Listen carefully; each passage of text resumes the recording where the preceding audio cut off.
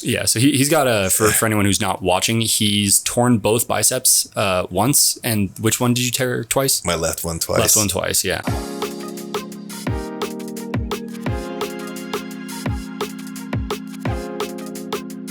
What is going on, gang? Andrew with Pride. Today we have got Christian Lee.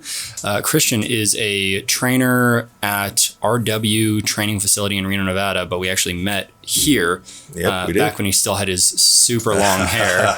And I was so disappointed when you finally cut it, but I mean, you're growing it back. A lot of people were. It was really good. Yeah.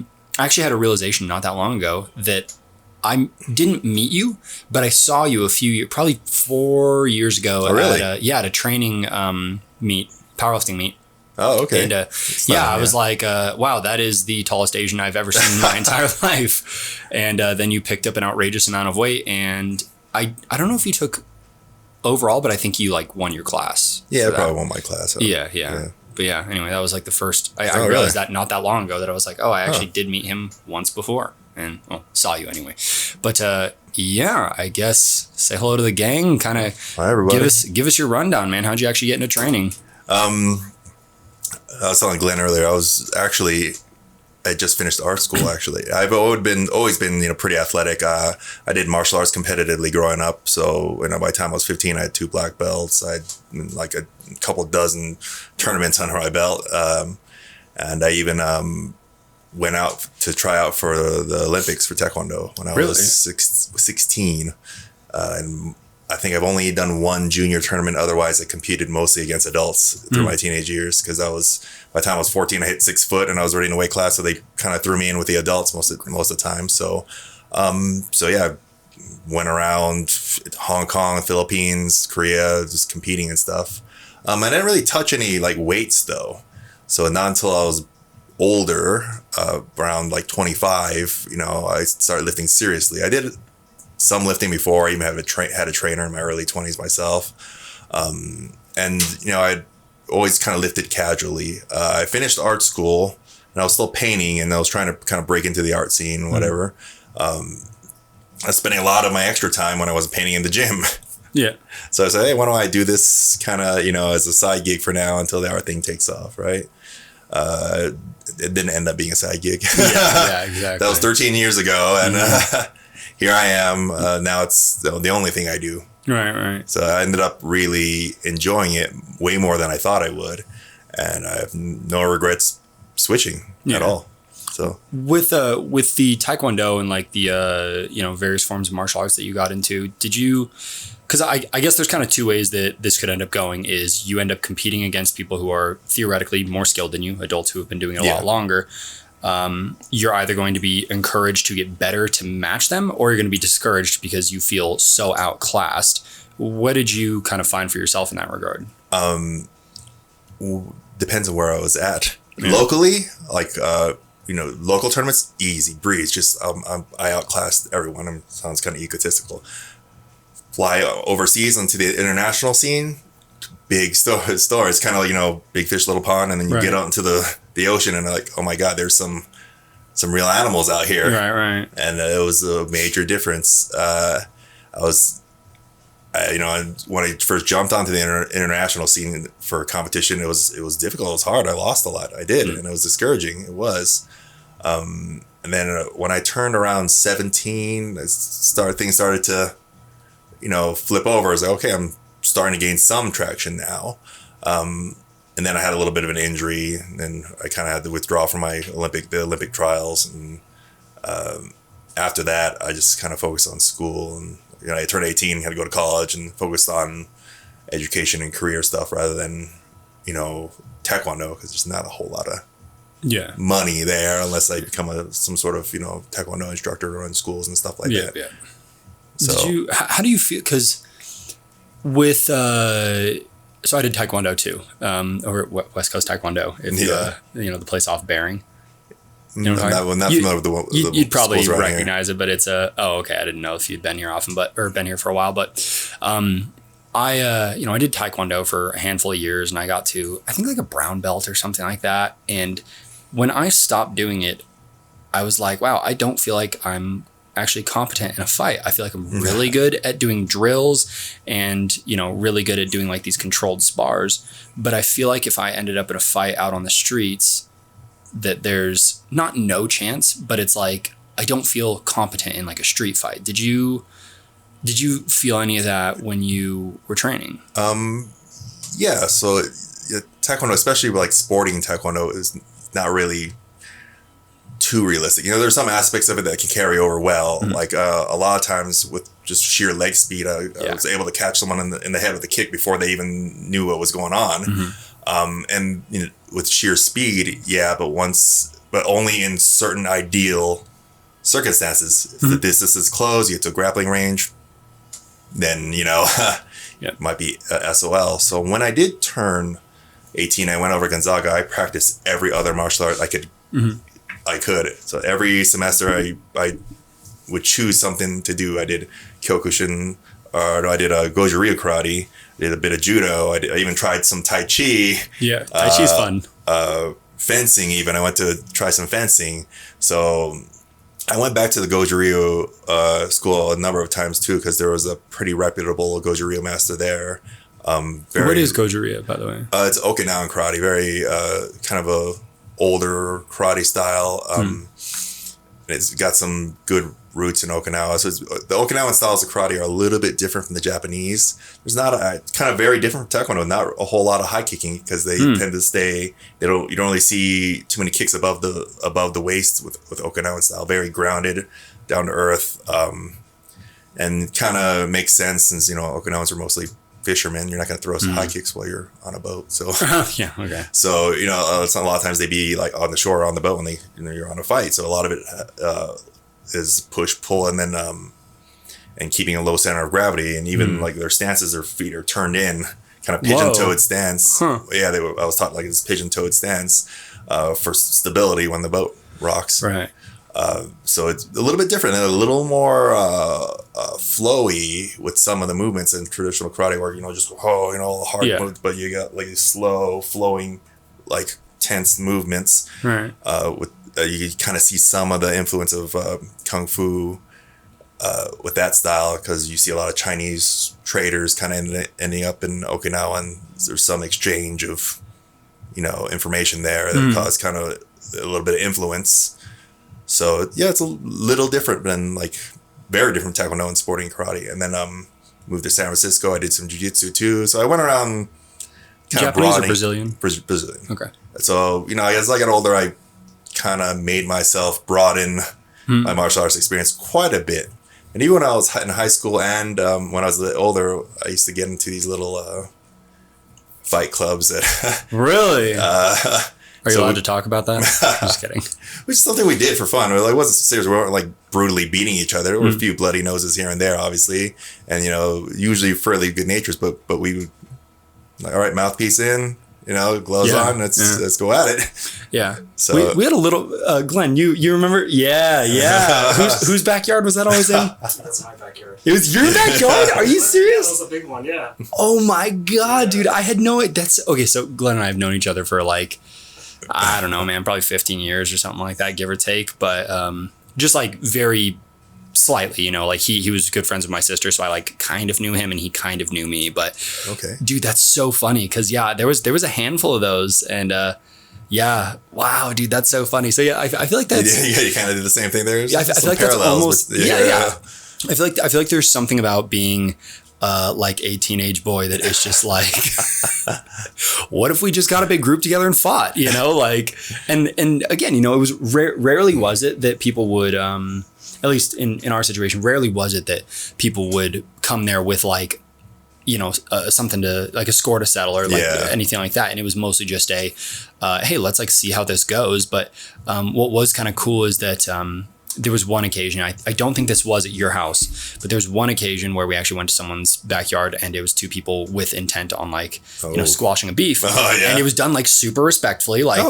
Person goes down, everyone pulls them apart and they shook hands at the end and it was done. And I liked that versus all the times that, we were getting in fights behind the supermarket and shit like that.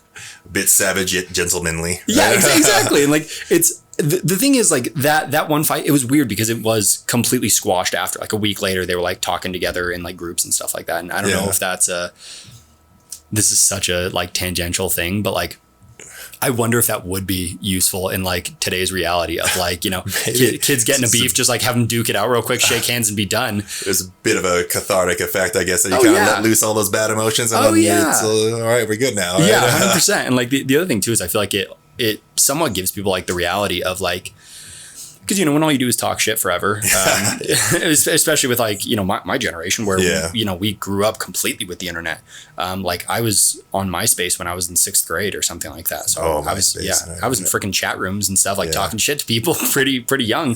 And, you can talk shit all day, but the moment that someone like clocks you in the jaw, it's like, oh shit, there are consequences to talking shit. Definitely, there's freedom of speech, but you still suffer freedom of consequences too. Yeah. It's like I feel like people are a lot slower to talk shit once they actually have something happen, so to speak, or some consequence of it. With all the different forms of martial arts that you did, what did you notice the most value out of? Most value? Yeah, and interpret that however you like. Depends on what jiu-jitsu is obviously good for the grappling and ground combat. For the standing portions, like each thing had something to contribute. Like Taekwondo will make you a very proficient kicker. So if you're good at, grappling, but you suck at kicks, you throw a little Taekwondo in and your kicks will advance, quite a bit. So Taekwondo taught me how to kick.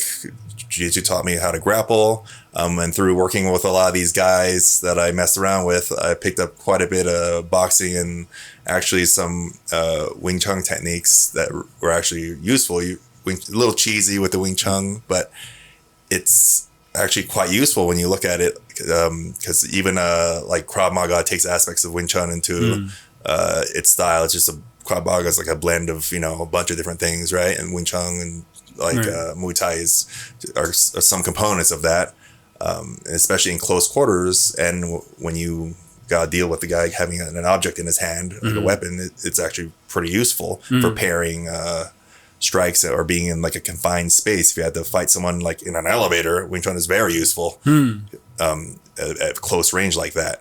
Now, when you start to grapple, things, it kind of, once again, goes out the window, and then you transition to another skill set. Because with fighting, fighting is not just one skill set, right? There's punching, kicking, knees, grappling, and even within the sub category of grappling, is like the wrestlers are good at maintaining dominant position, but can they finish? Whereas Brazilian Jiu-Jitsu guys, even off a less dominant position, they can choke you out. Exactly. Yeah. It's there's been this like prevailing belief, and I think this is primarily because not even primarily. This is 100% because of like the Gracies and UFC and stuff like that. That it's like the king of all combat is jiu-jitsu, and I feel like that's because for the most part that kind of equalizes a lot of fighters. Like someone can, like you said, someone can be in a bad position and still theoretically choke you out. Whereas it's like, if you're, if you're striking against someone who's twice your size, 9 times out of 10, you're going to be outclassed. Like it doesn't matter if you're really, really good at striking, you're probably not going to be able to put enough force into someone twice your size to actually harm them. There's a video, and I'm pretty sure it was like Rampage Jackson, where someone has him in an arm bar and he the one I'm talking about, picks them up and slams them on the so that started remaking or like recirculating through the internet again. I saw you post it. I saw another friend post it. I remember seeing it back when it happened. Back in the old Pride days. So that is such a crazy thing. And when I was doing jiu-jitsu probably 3 years ago or something, it was my first day ever like doing jiu-jitsu. Okay. And there's like some 14-year-old kid who's like about to go for his purple belt. And they're like, oh, is anybody down to spar with him just so he can do a demonstration? And no one raises their hand. I'm like, I'll do it. And I've got probably 50 pounds on this kid. And we start rolling and everything. And he gets me in an arm bar and I stand up. And again, I had never done jiu-jitsu, so I don't know if I'm allowed to like pick this kid up and fucking slam his ass. So I look at the coach and just like look in his eyes and I'm like, can I do this? And he just does that. And I'm like, oh, okay. So I just, kind of like let the kid tap me or whatever. But it's like, it almost seems like to an extent, if you have got mild skill, and weight on your side, it almost seems like that's going to top out, or that's going to take the win no matter what. I don't think so, not necessarily. So it's not just one thing that determines the win. It's, you know, myriad of factors. Like strength is definitely a factor. Speed is a factor. Skill is definitely a factor. Now, obviously, you maximize whichever works for you the best. If you're a bigger guy, you're going to utilize your size and strength the best you can. If you're a smaller guy, your skill level needs to be high and you need to be quick. So you maximize whatever is available to you at the moment. That being said, even with those, like when you pick the guy up, like I had a friend, he's a jiu-jitsu black belt now, but I was bigger. So what I would do, I would, you know, try to, when he gave me a position, I'd start to stand up, try to pick him up because I could. But as soon as he felt me stand up, he'd hook a leg and sweep me. So as soon as I began to lift him, he would go for a sweep. So he would ruin my leverage right off the back. As soon as he felt me, so he kind of nipped that in the bud as soon as it started happening. He got very good at nipping me in the bud before I could do that. So usually a skilled practitioner, as soon as he feels that happen, he's going to try to sweep you. From armbar position, as soon as you stand up, usually you have to put one leg forward. They're going to grab that leg and then pull and leverage the armbar, and you'll end up back on your back. Wow. Okay, that's a good point. Same thing with the triangle. Now, in the case of Arona and Jackson, Arona didn't get a chance to grab anything before Rampage had him up in the air and powerbombed him onto the mat. Yeah. And that's also a double-edged sword in jiu-jitsu too. Like if you don't knock the guy out, actually when you powerbomb them in, you can actually sink the choke deeper for yourself and screw yourself over a little bit. If you don't knock the guy out. That's a really good point, actually. Yeah. And Glenn, I'm going to have you toss that video over this, by the way, because it's a really, really cool clip. Yeah. In that case, it worked out great for Jackson, but it hasn't always worked. Right. So it's a little risky. So there's a lot to be said too for people, and this is myself included, because my buddy Cruz and I were talking about this, where because he's probably got like 40 pounds on me, but I'm a lot stronger than him. I've got a much more athletic background, and like my brain immediately is like, oh, I could whoop Cruz's ass. And then I'm like, Cruz has probably 3 years of jiu-jitsu training on me, and I have maybe 1 year of Muay Thai training on him. Yeah. And I was like, there's also this like cognitive dissonance among men, and that includes myself, where it's like we think that we have this idea of what we're capable of, but it's like when it really comes down to it, you have no idea what your opponent's actually capable of. And it's fucking crazy humbling at times, because even that little kid, he was like, you know, like I said, 14 or 15, something like that. Yeah. That one kid, I mean, he got me in an armbar so freaking quick. It was like beyond what I could even comprehend as possible. Yeah. I've had that happen to me myself. I had a friend who was a fighter, another friend, because I for a little while I was working out at the NorCal Fighter Alliance in Santa Rosa, and I saw an old friend there, and so we rolled for 3 seconds. Within 3 seconds, he was on my back and rear naked. Yeah, like he got around me. And I was powerlifting at the time. I weighed about 220. He was 150. I was 220. He was so quick, and he worked me over real quick, even despite the weight class, and you know I couldn't get him off my back. He leveraged himself just perfect. So you couldn't throw him. So if you ever gone up against really skilled jiu-jitsu guys, even if you try to throw them, they will leverage themselves out of position that you can't get leverage for a throw. And I felt that very, very terribly when the owner of that gym was Dave Terrell. Dave Terrell's a former UFC fighter. Okay. He was kind of a journeyman fighter, and then he's actually gone to Abu Dhabi. He was probably in the early 2000s one of the top jiu-jitsu guys around. Oof. Like in the world. So he let me roll with him. He was maybe, I don't know why, maybe he was bored that day. I don't know. But at that time, he used to fight in the 185 class, but no, he got a bit bigger. So we were close in body weight. I felt like a baby trying to wrestle a man. Yeah. I could not catch him off balance, out of position, anything. He was perfectly poised, perfectly balanced. I couldn't push or pull him at all. Like just a brick wall. Like even though I was, you know, a power lifter, right. Like theoretically, you know, greater muscular strength, but his balance sensitivity was just so on point that as soon as he felt a little shift, he counteract, reposition, and just like get back in control again. Yeah, I couldn't even get like an inch of leverage because he counteracted right away before it even happened. So it's very quick. And I don't know, I lost count after about 33 times of him tapping me out, but he kept letting me try. He was like, keep trying, you'll get better, keep trying. I was like, all right. So I kept trying, but you know, it was discouraging at the same time. Like, when do you get an opportunity to roll against like someone like that? Yep. You know, and he gives you his time. It's just like, so I was like, yeah, I'll take the time. I'll get my butt beat, but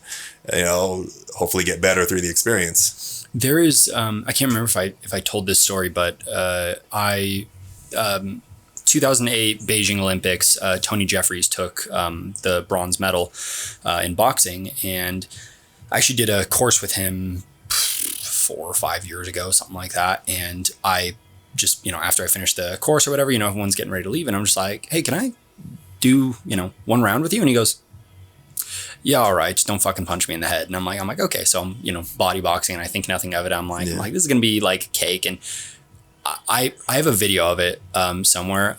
Glenn, remind me, I'll send you a clip of this because I'm just gonna air myself out. This guy socked me in the stomach probably 10 times within like 30 seconds. And it was just like, it is so strange to be so outclassed that you're just like, there is literally no chance. If this was a fight to the death, he could kill me 400 times before like I even like hit him once. Cause it would be something where like I'd throw a hand. It's funny to watch this video because I'm like, I felt like I almost hit him, but it's like, I swing at him and boom, he's all the way across the ring again. I'm just like, how is it possible to be that good at anything? And again, that's where like the cognitive dissonance of me training for a few years. I'm like, I could hit this guy once. Fucking wrong. Fucking so wrong. Well, yeah, it was against a skilled opponent. It was practiced for years. Like, you gotta catch him in an area where he's not so skilled. If I wouldn't fight a boxer like on foot, like on my hands. I would seek to find something else. Find the leg up on him, so to speak. Yeah, something they can't do. Even another, I guess, thing to consider, especially when it comes to fights like that, is you know, if you got in a street fight, it's a totally different scenario than in a ring. Yeah. That same friend who caught me in the rear naked like a few seconds. So I have a black belt in Hapkido as well, so I'm fairly good at wrist locks. Okay. Jiu-jitsu guys don't usually practice small joint manipulations. So we were messing around. It was in one of those actually Fight Club little garages. Right. It's like because I invited him over and he came over. So we were getting to a little like clinch position. I immediately go for a wrist lock and I toss him to the ground. And he's like, what the hell? I was like, well, you've never done small joint manipulations before? I'm like, no, usually they don't. The jiu-jitsu guys don't. So I caught him in a wrist lock and threw him, you know, down like pretty easily because it's not something he was used to at all, like small joint manipulations. So a lot of MMA guys don't do small joint manipulations. Yeah.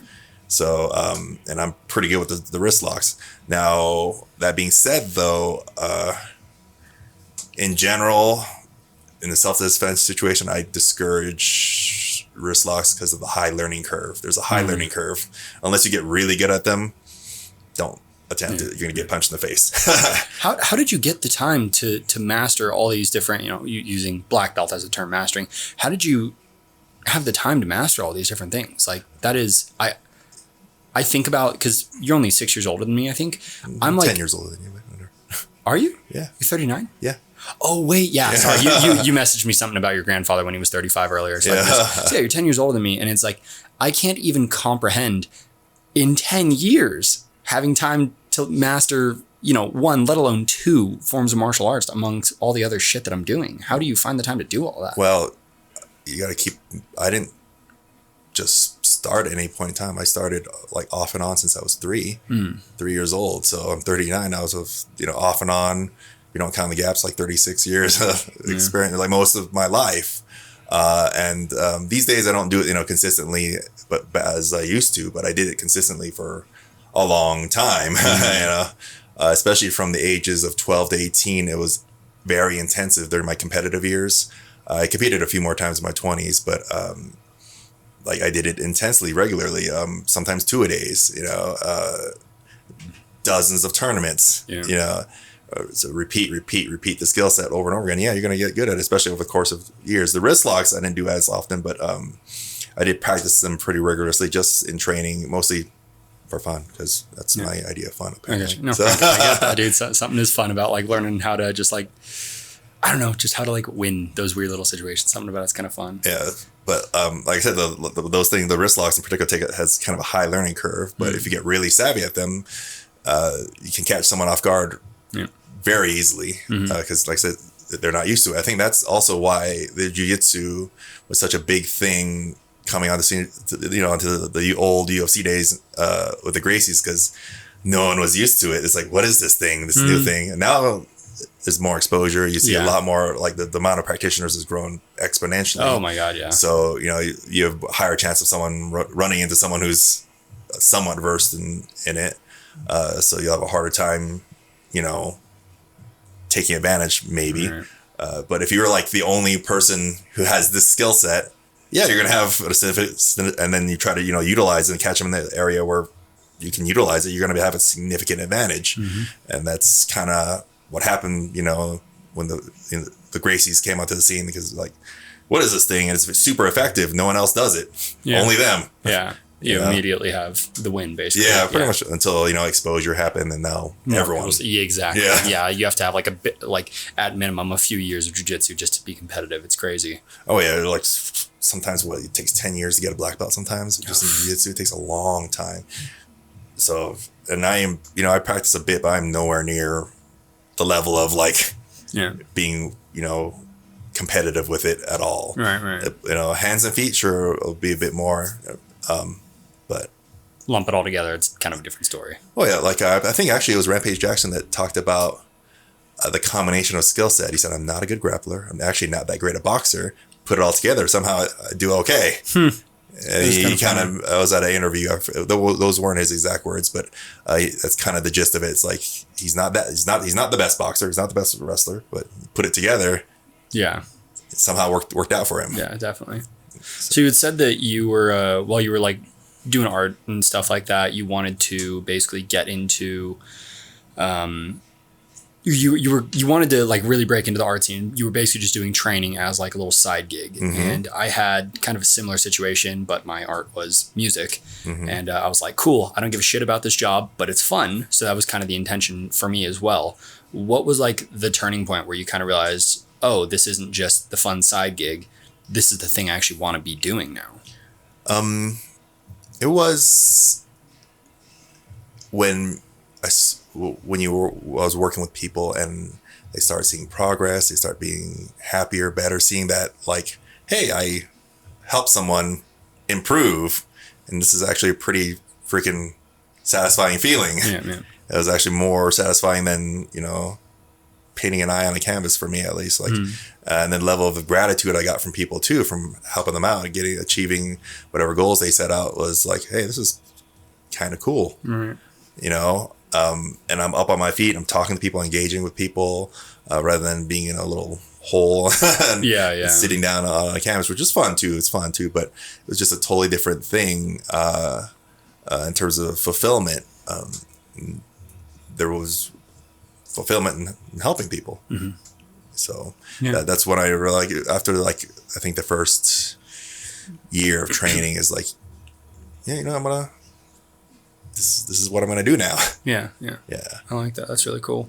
We've gotten so we got so sidetracked. We had notes and everything. We had such a different topic that we were actually going to be covering. So I think we should get into that. But one of the things that I really liked when I first met you was that you were like one of the only trainers, that at least that I knew personally, who it wasn't just like you're training off of like some generic certification or whatever. You actually had and are still pursuing a pretty heavy background academically wise. You are what's the actual degree that you're going for right now? Oh, it's exercise science. I'm going for a master's in exercise science from Concordia University. So I'm just kind of doing it at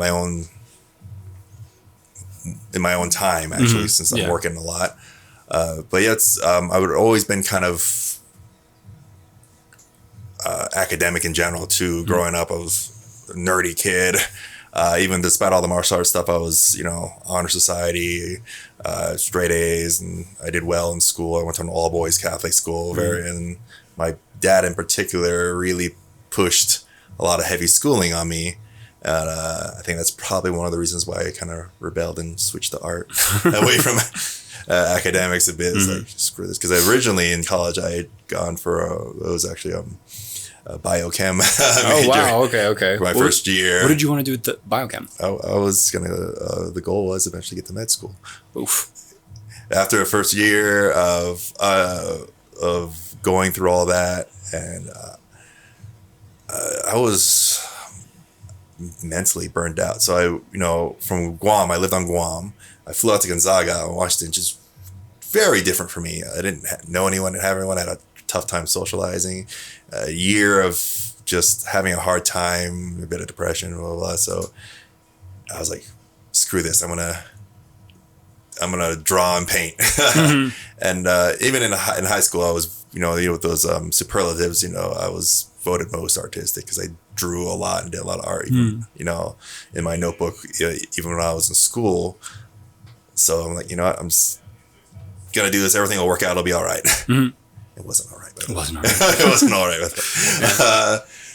it.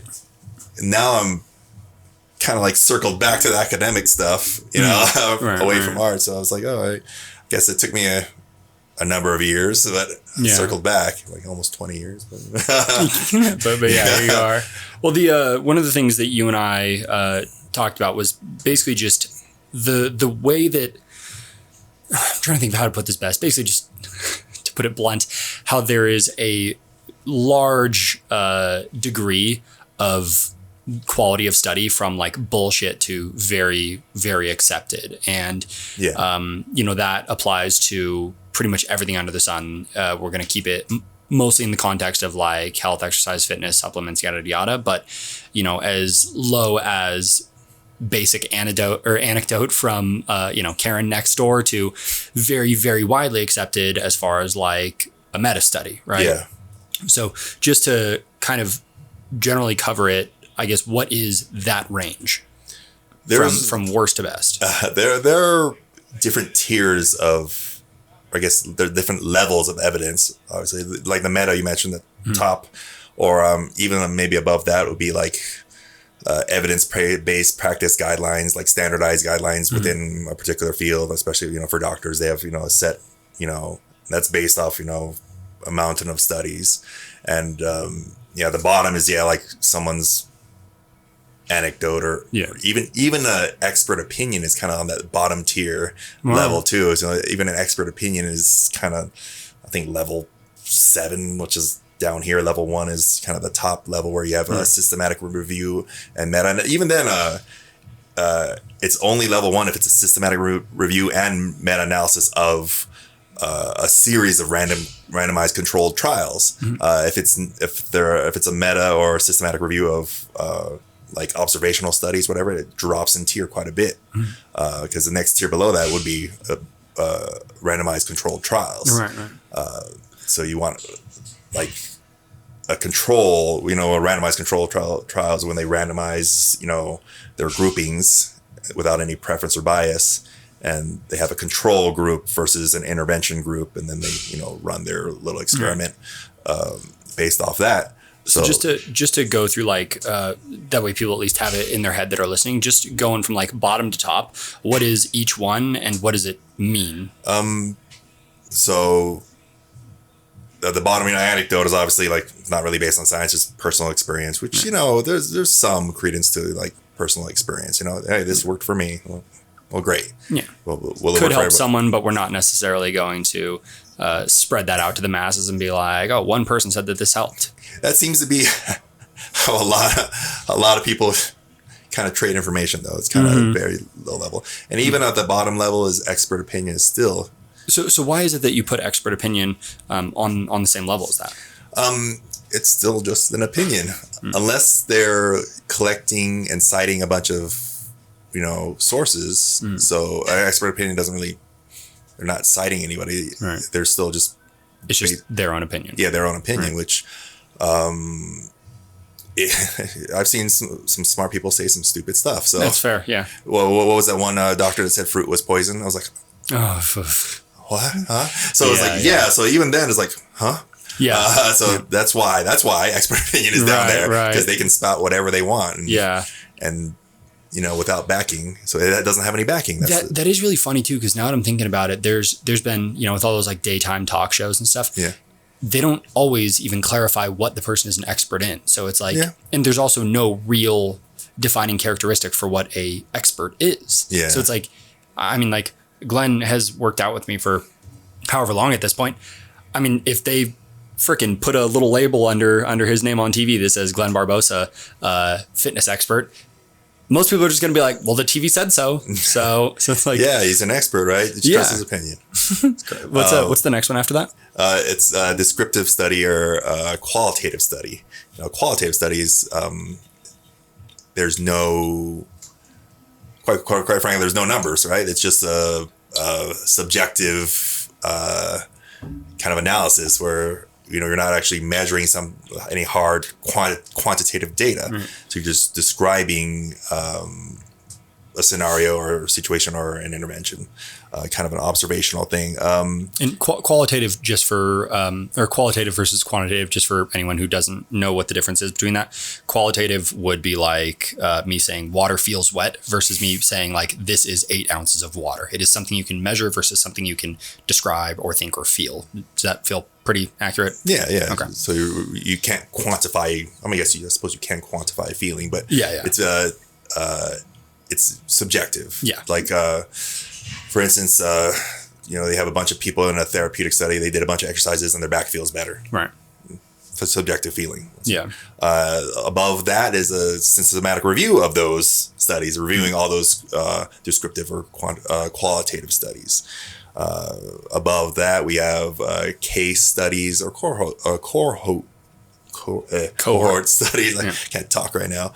And it's just cohort is just a grouping of people with a similar in a similar demographic. That's a cohort. And then usually you see some longitudinal studies kind of in that same grouping where you see them observe like this group of people over a certain course of time. Right. Above that, we have controlled trials where, we have this intervention versus done with some other intervention or no intervention. So you're comparing 2 groups to see how effective that one intervention is. Mm-hmm. Above that, like a randomized control trial or your grouping is randomized. We're not like picking and choosing who goes in group A or group B. We're just randomly spreading out, flipping a coin, or some method of, evenly dispersing the groups. Right. And then now at the top, we got the meta-analysis and systematic review of those randomized controlled trials, as long as they're well designed. Mm-hmm.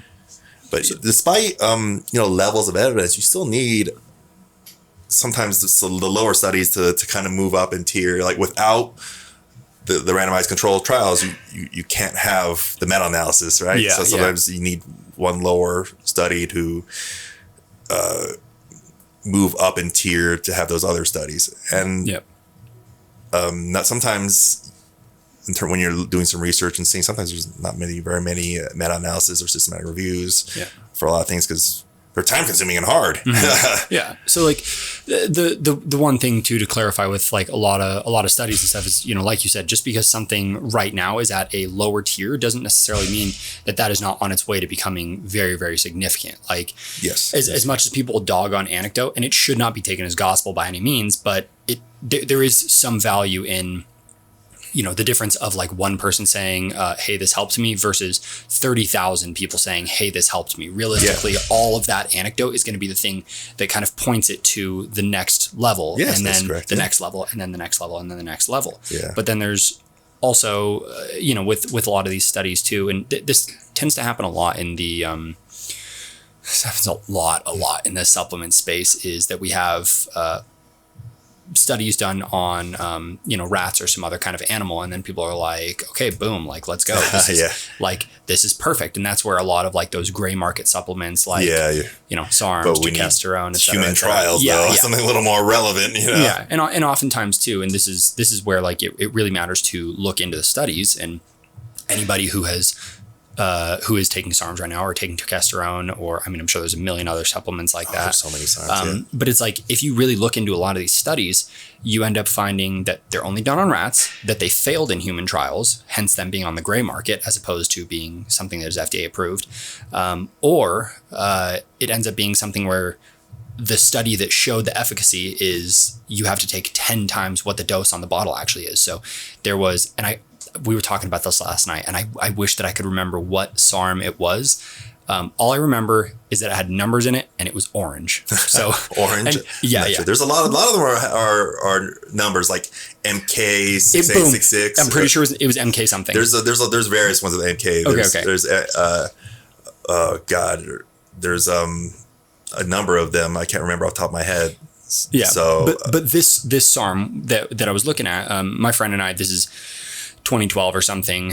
He took the MK something, and I took one that started with an O. I can't remember what it was, but people said that it was for like joint health or whatever. And he, like, after we finish it or whatever, people are like, oh, you don't need any post cycle for this and yada yada. And I'm like, okay, cool. And we end up looking into these things after the fact, and that one that he was taking, the efficacious amount was like 10 times what he needed to be taking. So it was, for example, if he was taking one pill, the study that it was done on, when you go like pound for pound rat versus animal, it was like he was going to need to 10x that dose to get the effect that it was claiming that he was going to get. So it ended up actually doing nothing because he wasn't even taking an efficacious amount. Oh, it did do something. It emptied his wallet a little bit. Oh yeah, I know. And here's what I will say too, is it definitely gave him the mental like push. There's so many people where just because they start taking a supplement, suddenly they're like, oh fuck, and this is where placebo comes in. Like, holy shit, this is totally working. I've gained this. Okay, yes. Is it working? Or did you spend $100 on something and you don't want that money to be wasted? So now you're eating better, sleeping better, and training harder. Yeah. Like, it totally gets in your head, man. Like, placebo and just like general belief of something actually working is so powerful. The first time I pulled 405, I failed. My friend picked it up, and then I picked it up right after him. Like, well, the mindset that matters a lot. Yeah, it does. Like, your belief in something matters a whole lot, especially when it comes to like lifting weights like that. I think it was Ed Cohn that someone asked him, like, hey, did you ever have diets, when you go out to lift the weight? No, every time I walked out, I believed I could lift that weight. That level of kind of like confidence going up to the bar matters a lot, and made him be, that's why he's considered to be the best powerlifter of all time, the greatest. But when it comes to supplements, that is good to have that belief, but someone's taking your money for you to have that belief. Yeah, exactly. Like sometimes a good chunk, about $80 for like a bottle of this, whatever this is. Yeah, this freaking research chemical. Yeah. Now, certain ones work well. Yeah, absolutely. And then certain ones are not so much. And then you have to know dosages and stuff. And some things are kind of shady when it comes to the research. One of my favorite items is something called BPC 157. It's one of my favorite things. Majority, almost all research, rats. Like you mentioned, it's all done in rats, and it worked very well in rats. Human trials, I thought they were supposed to begin in like 2017, but I haven't seen any results or any posted or published human trials. And then, so, dosages for humans are unknown, effective humans are unknown. Only thing we have to go off is some guys getting smart and I'm going to stick this in myself and see what happens. Yeah. So there's only been none in rats, but I'm going to give it a shot anyway. So they were the initial guinea pigs, I guess. But well, and again, like, that doesn't necessarily, like, the same way that we can say, like, like something might not be good, even though there are some decent studies. Something might not necessarily be bad just because there's not studies. And again, that's where the anecdote potentially pushes it up to the next tier. So BP 157, potentially all this anecdote is going to be the thing that pushes it into human trials and then ends up showing, hey, this does X, Y, and Z. And surprisingly, it hasn't entered human trials or had any further study on it. Think about when, 2017. So it had a short period of time and then COVID hit. That's true. That's true.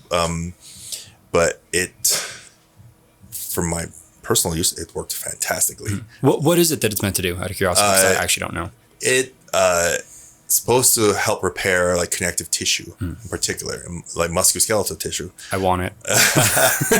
Now, you don't want to use it for any minor injury because there's some suggestion that when used like without any real need for it, it could lead to some like heart enlargement.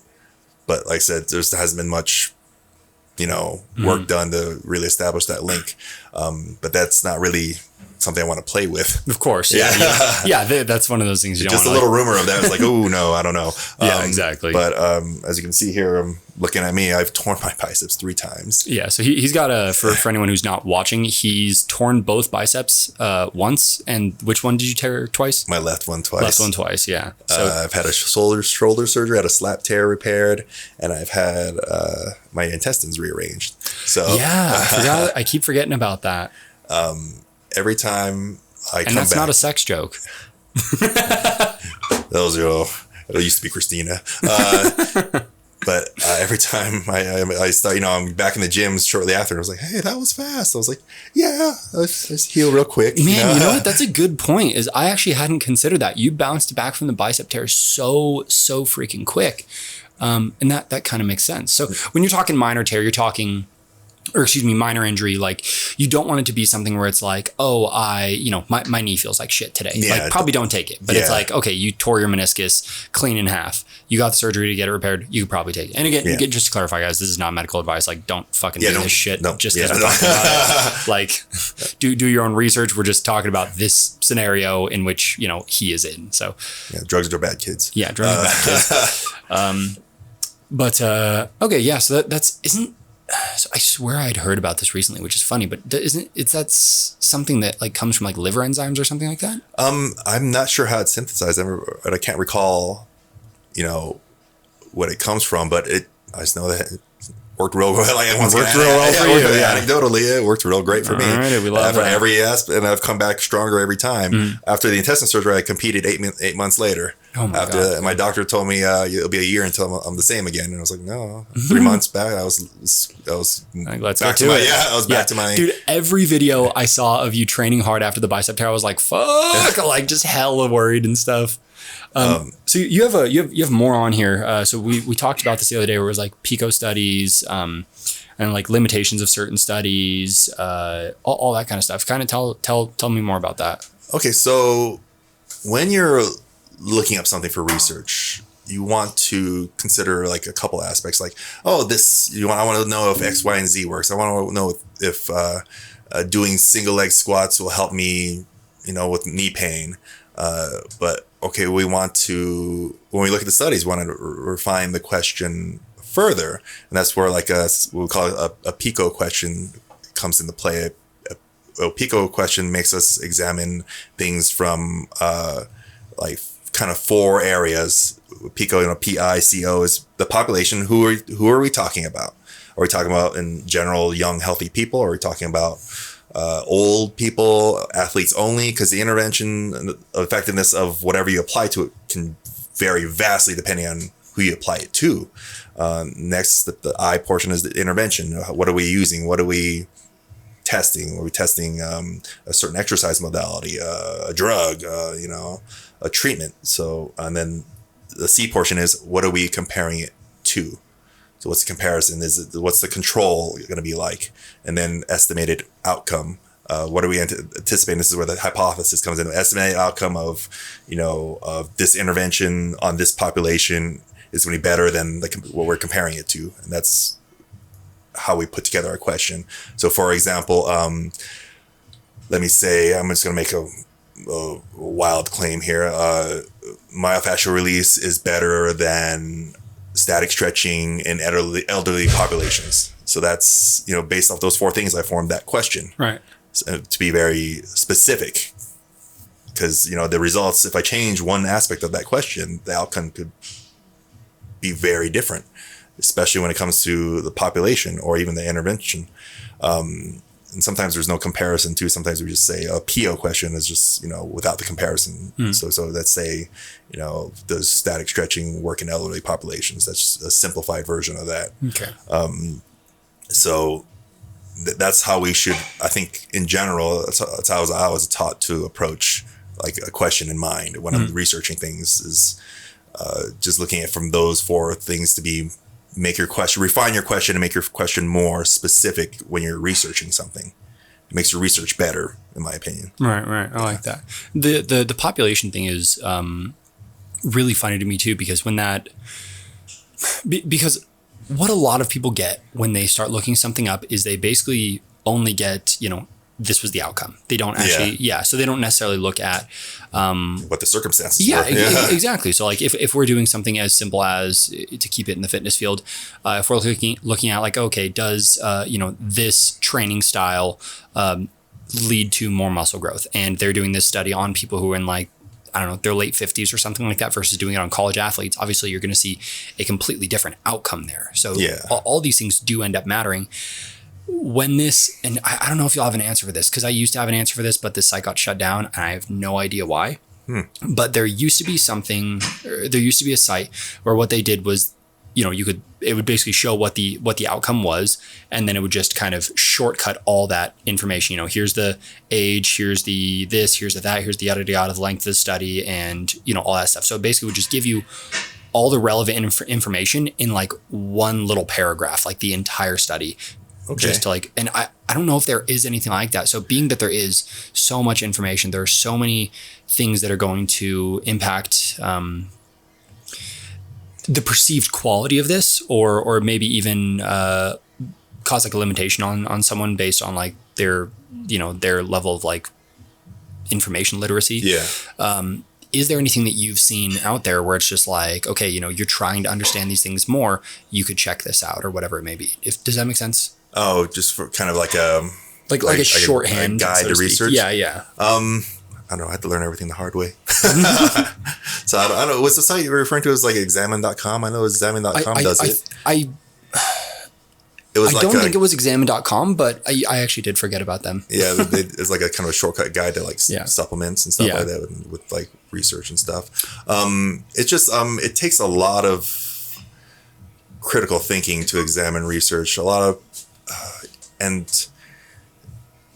times, I had a friend who would be very skeptical of science because everything was, these guys are in everyone's these are getting pocket. paid for, and whatnot. Which is true sometimes. Which is true sometimes, but he's very skeptical. But he didn't understand how any of these studies are done and run. It's like you need some level of understanding. I know it's difficult but eventually over time you'll, learn kind of how to separate, kind of the bullshit from what's what's probably likely to be true. And even then, even with like bad studies or studies with limitations, there's still something to be gleaned from it. There's always some caveat, some limitation in a lot of studies too. So you just got to take everything into context. That's the biggest thing, is looking at everything from a certain viewpoint or context.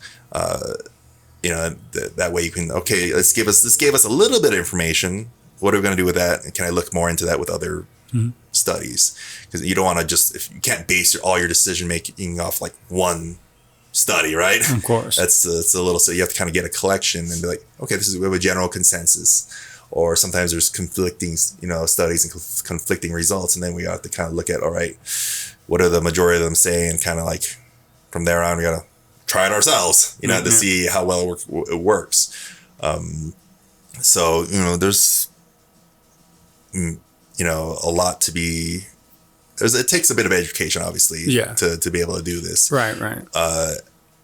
Now let's see, as far as like a shortcut guide, I don't really have one, unfortunately. I think Examine actually is a pretty good example of that. And then there's one that I can think of for supplements. It was labdoor.com. They do a pretty good job, and like they're actually kind of cool because you can send a supplement into them and like basically pay for them to break it down and stuff like that. And I think that's pretty cool. That was actually how I found out about myprotein.com, which they were really good back in the day. I don't know how they are now, but I still am a pretty big fan of them. And then I know I had one more thing that I was gonna say, but there's. I might be able to actually pull this up. What time do you got to get out of here, by the way? I want to respect your time. It's 1:20. Oh, we got probably another half an hour. Okay, cool. The website for anybody who's interested in just studies that get retracted, because, obviously a study gets published, it's front page news. A study gets retracted, that's like back page basically. But it's retractionwatch.com. That's actually a really fun website.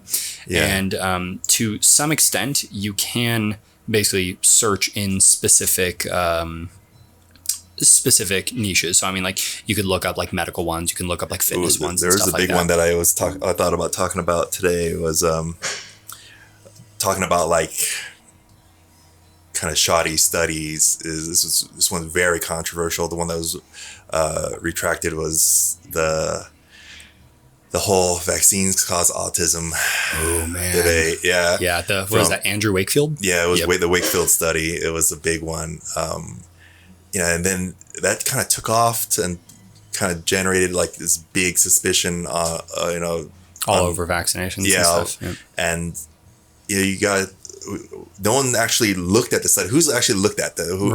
Who actually like is suspicious of vaccines? Oh, vaccines cause A, B, and C. It was like, Wakefield study included 12 children. 12. Whoa. 12. Small pool, very small pool. Yeah. 11 boys, 1 girl. Mm-hmm. Right? And it looked at it from kind of a gastrointestinal issue standpoint. The claim was that it only looked at the MMR vaccine. Mm-hmm. That only looked at in regards to the MMR vaccine. It claimed that MMR vaccine caused like proteins to leak out of the gut and affect the neurons in the brain or whatever. That has never been replicated in any other study. Holy shit. So it's like, yeah. And it came out that like Wakefield got paid £400,000 oh my God. to do the study. So I was like, to establish the link. Speaking of people who are, quote, in someone's pocket. Yeah. People who are, the quality of study being bad, like boom, there's a perfect fucking example. Big population size being way too small. Yeah. Population way too small. And these kids all were autistic. So it's like, okay. And they all ended up having issues. So you took a pool of kids that already were having issues. Oh, geez. Of course. Yeah. There's going to, with any medications, there's going to be some small pool of, adverse effects. Yeah, adverse effects. And you took all of them, put them together, and say, "Oh, kids all have issues." Yeah, So the link was not really established, and then it was I think the full study had like 13 researchers. 10 of the 13 ended up retracting or backpedaling on the results of the study. The conspiracy theorists are all going to say they retracted their studies because they got threatened. Well, forget the fact that Wakefield was paid. I know. It was a lawsuit. They were trying to establish a link for a lawsuit. So I think the conspiracy theory goes the other way rather than the way that most people want to think. But, no. Because they're trying. The parents were trying to establish a lawsuit. So. Right. Yeah. Holy shit, man. I guess if something happens to your child, you'll probably do anything you can to try and get some form of like restitution about it, but it doesn't necessarily like, not that I'm saying what they did was okay or anything like that, but yeah. Anyway, anything else you got written down that you really want to cover? Yeah, quite a bit. I know we've covered a crap load. Quite a bit of notes, just I think like whether or not a study is good or bad sometimes doesn't matter. It depends on how the media spins it. Yeah. Big time. Like, there was a Stanford study. Oh, thank God you have an example. Yeah. It was posted, I think, on the New York Post, I believe. It was actually quite a big poll. There was a survey of 300,000 kids in regards to like COVID increasing the rates of diabetes in children, the childhood diabetes. So the publication posts like, oh, COVID increases the risk of diabetes over 2 times, increases the risk by over 2 times. So it's like, okay, I read the study. They didn't post a link. So a lot of times they don't post a link to the study or post a study at all. I had to go dig and find it on Stanford's website. Right. So I dug it up, and sure enough, okay, big pool, 300,000. Like that's a lot of kids. All right. And the rate did double. Why does that not matter? It went from 0.03% to 0.08 something percent. Oh my God. So statistically, it's statistically significant because it's over double the amount, right? Practically insignificant. Yeah. Less than 1% still. So it's like, okay, but it gets spun by the media like, oh, COVID causes childhood diabetes. Like, well, but it's just the percentage is minuscule. There is a really, really good book exactly about that I read probably 5 or 6 years ago called Weaponized Lies, which anybody who's like listening to this that's really into the way like media spins studies and stuff like that, Weaponized Lies is a fucking awesome book. It's like maybe 250 pages, and it's a pretty quick read, like a lot of graphs and stuff like that showing just sketchy stuff. But yeah, that's fucking crazy, dude. Yeah, that's so crazy. Like there's nothing wrong with the study. It was not, I mean, it was fun, but it's just how it was used. As when kind you of a say tool. it becomes fear mongering. Yeah.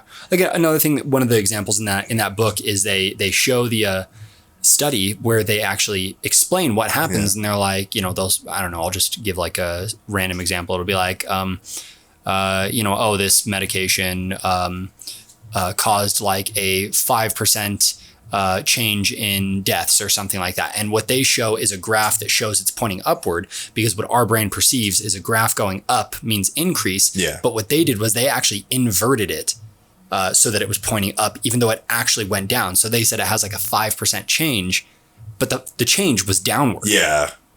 And it's but they show the graph. Misleading. Yeah, they show the graph flipped. That way it's fucking scary and stuff. And it's like, this is a like fake study that I'm bringing up, by the way. I'm just using that as an example, guys. But like, that was one of the examples that they showed in the book, was people just like misrepresenting it or changing the way the graph appears or yada, yada. And it's like, there's so much stuff like that where, oh God, and I hate to be like the guy who's like, don't listen to the media, because I'm not that guy. But it's like, there's a lot of weird shit that happens in the media around studies, because sometimes it is about the sensationalization of it. Yeah, it most definitely is. So, what is always statistically significant is not really practically significant. Yeah. So like with especially that Stanford study, they increased it more than doubled. That's statistically significant, because in terms of just looking at math, but when we're talking a half percentage of 300,000 people, but practically very insignificant, right? Yeah, like, exactly. Okay. Man, that's wild. What are we gonna do with that information? Well, I guess we'll fearmonger with it. Yeah, we gotta be freaked out about the 3 kids. Yeah, so it's like, okay, all right. So dude, that's fucking wild. Glenn, you got any questions? You've been sitting there listening for a while. Okay. Anything I guess that I didn't ask you or that I didn't cover that's like really top of mind right now? I don't know. We kind of jumped around. Yeah, no, I like that. I mean, you can call anything up from the past or from like earlier in the conversation too, if you're really feeling called to talk about it. Going back to just, it is hard to like kind of do research and go through studies, but if you really want to be informed, it's important to learn these things. And if you kind of want to look at some of the other sources, if you're looking at nutrition, I think Lane Norton's kind of a good guy to watch. Lane Norton's fantastic. There's the Food Science Babe, who's pretty good too. She's pretty funny too sometimes. With Greg Nuckols.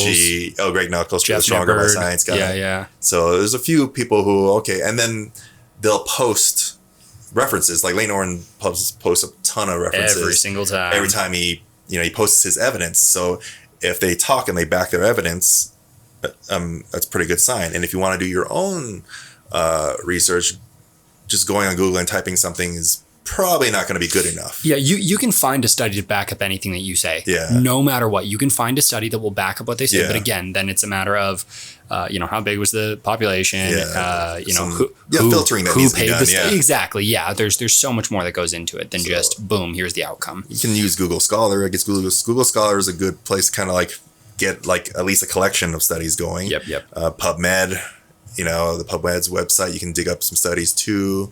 Sometimes there's a lot of them aren't available. Mm-hmm. You got to pay for, unless you're part of an academic institution. Which is crazy, by the way. That is really crazy to me. It's frustrating sometimes, especially when you want to find information. So, but yeah, for anybody who's listening to this who's really into like health and fitness science, Lane Norton, Greg Nuckols, Jeff Nippard. Jeff Nippard actually has I think it's a monthly thing where he just like publishes but like collects a lot of really, really interesting stuff. And he even does like a video on it where he's like, hey, here's, what's coming out this week or this month or whatever it may be.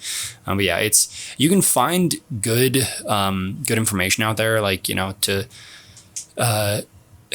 clarify something, like some people might have listened to this episode and be like, holy shit, you can't trust anybody in the fitness world. We are not trying to fearmonger this. Like one of the things that I really do love about Lane Norton is he actually goes out of his way to like try to disprove himself or at bare minimum to like disconnect himself from any like financial like incentivization. So it's like people are like, oh, of course you've got, you've done these studies on like protein intake, you have a supplement company, and then the next day he ends up posting a thing where he's like, here's all these studies on supplementation and why it's useful, but you still shouldn't do it unless you want to, because here's where it shows that it's more effective if you do it this way. And yada yada. And he's like, if you want to buy my supplements, cool. And if you don't, you can still get these nutrients from, you know, whole food. And it's like, holy shit, the guy's literally saying this is effective, but you don't need it. Like, that's such a good way to like boost your credibility.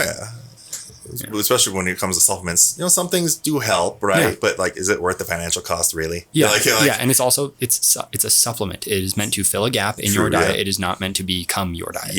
If you got your priorities mixed up, if you're relying on supplements to fix everything, you know? And there's only a few things that are like well established to work, and then some things work only in certain contexts too. So hey, supplements only work in the context of you getting your diet right. Exactly. So alrighty, everything is context, right? So. Absolutely. Well, unless you got anything else, man, I think that's pretty damn solid.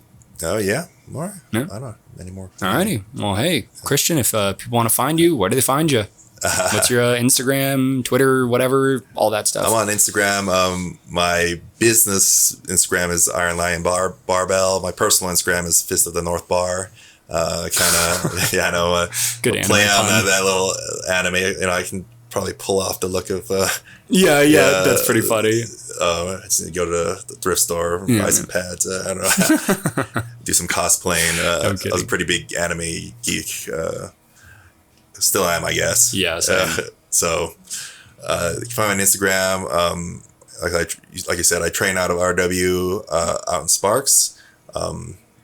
I also work for the Reno Sparks Indian Colony and kind of their diabetes wellness center. So I actually work with a lot of diabetic patients and kind of higher risk populations as well. So that's part of where some of the academic stuff comes from. Right. Being able to deal with a little more higher risk groups. So yeah. Alrighty, cool, man. Well, hey, I appreciate you coming on. All right. And thanks for having me. Of course. And until next time, guys, my name is Andrew with Pride. This is Christian Lee, and we'll see y'all later.